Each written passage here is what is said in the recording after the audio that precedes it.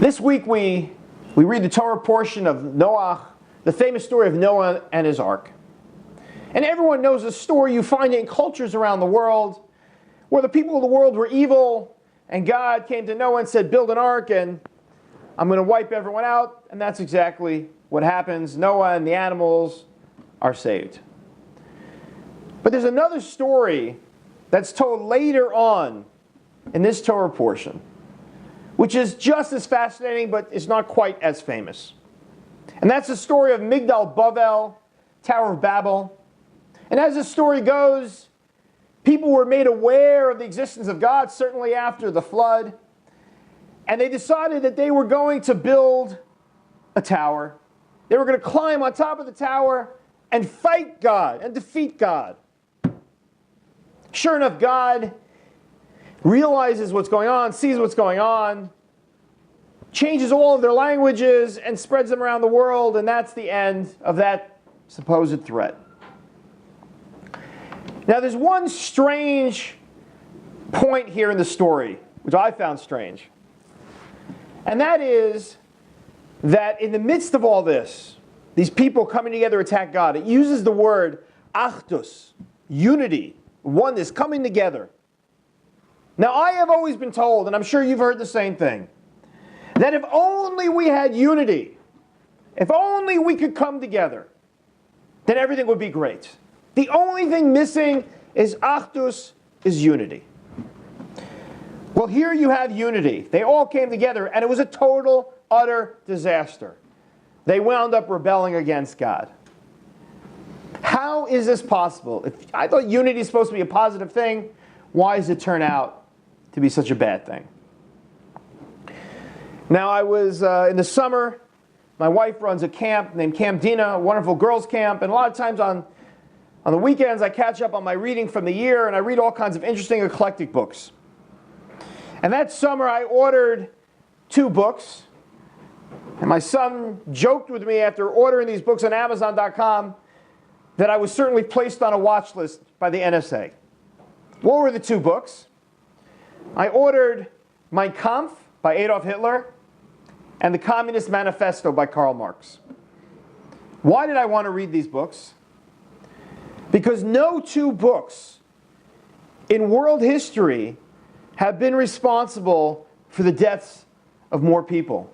You are talking about tens of millions of lives wasted, destroyed because of these 2 books. Mein Kampf is the only book we have in writing from Adolf Hitler to understand his twisted, sick, hate-filled mind.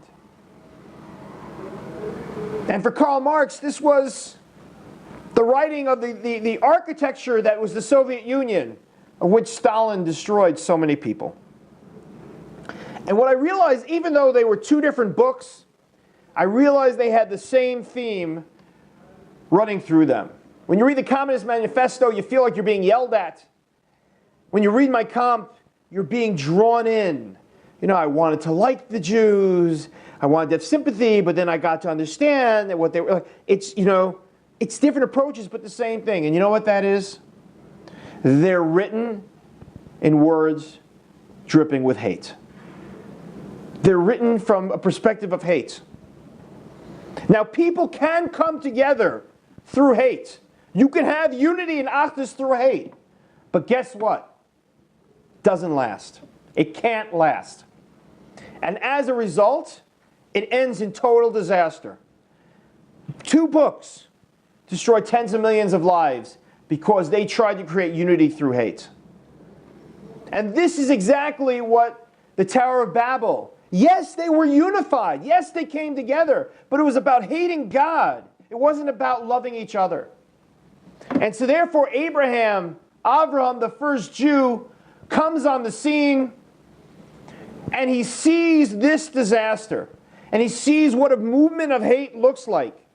And he says, you know what I'm going to build?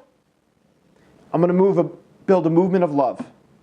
I'm going to build a movement which is predicated on loving every single man in the world and woman. So much so that he builds a tent that has 4 entrances, to the east, to the west, to the north, to the south, so that he can bring people into his tent and he could feed them and he could give them whatever they want, give them shade, give them water. And yes, he'll teach them a little bit about God as well. But he wanted to take care of them. He wanted to love them. We take care of our children, our babies. We clothe them, we cradle them, we love them, we take care of them. Abraham wanted to take that love and spread it across the world to everyone. That's how he built Judaism. And that's why Judaism has survived for 3,000 years. Because we're built on love. While so many other dynasties came and went that were predicated on conquering and war and destroying other people, they never lasted. Judaism, we're the only ones left. Because everything about us is about love. I want to share with you a story about a famous rabbi named Rabbi Aryeh Levine, a rabbi here in Jerusalem. There's a famous book written about him called A Tzaddik in Our Time. He was universally loved by so many people. And Rabbi Aryeh Levine was the chaplain of the prison in 1945, 6, 7, 8, during the years when the Jews were rebelling against the British and wanted their own homeland. And every Shabbos he would go and he would minister to them. And sometimes it was tough when people had been given a sentence of death. And he had to be there holding their hand. And he would go every single Shabbos. And he was about 5 feet tall, a little rabbi in a strimal. And he would come in, and the stories are told that even the most secular Jewish men there, when they saw him come, they would come to daven with him. If they were smoking a cigarette, there's a famous story that someone was smoking a cigarette on Shabbos, and they saw Rabbi Aryeh Levine walking into the prison courtyard, and he didn't know what to do. He swallowed his cigarette because he didn't want the holy rabbi to see him desecrating the Shabbos. And there was one communist Jew there that it really, really bothered him. This hypocrisy. These men are not religious, they just fake it for the rabbi. And it would bother him every week in and week out. And finally he couldn't take it anymore. And he sees the rabbi walk in and he runs up to Rabbi Levine and he says, Rabbi Levine, don't you know that these men, they take the yarmulke and they just throw it on their heads when you walk in? They don't wear it any other time. They do it just for you. And Rabbi Levine says, I never look at their heads to see if they're wearing a yarmulke. I only look to see what's inside their hearts. And every week after that, this communist Jew will be sitting in the front row wearing a yarmulke at the Sabbath, at the Shabbos services. Because this is what Jews are all about. It's about love.